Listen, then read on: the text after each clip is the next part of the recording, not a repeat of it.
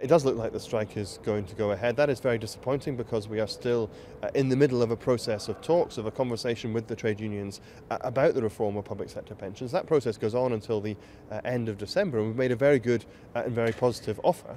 One of the things we're doing at the moment is communicating directly to individual public service workers, individual doctors and nurses and teachers and civil servants, so that they understand directly from the government what is really being offered.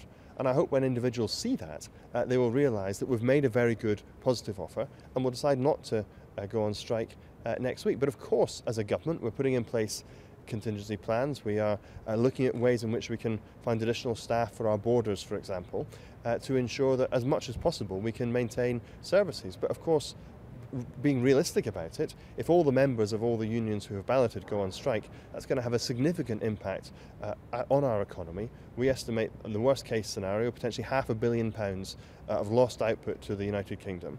That's a loss we can ill afford at what is a very, very difficult time for our economy overall.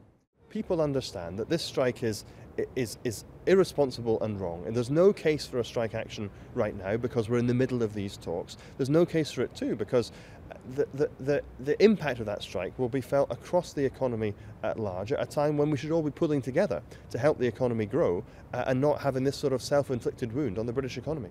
We've set out our offer. There's no more money going to be on the table. The thing we have to do now is sit down in the education sector, in the health sector, in the local government sector, and work out how we can reach agreement on the future of public service pensions.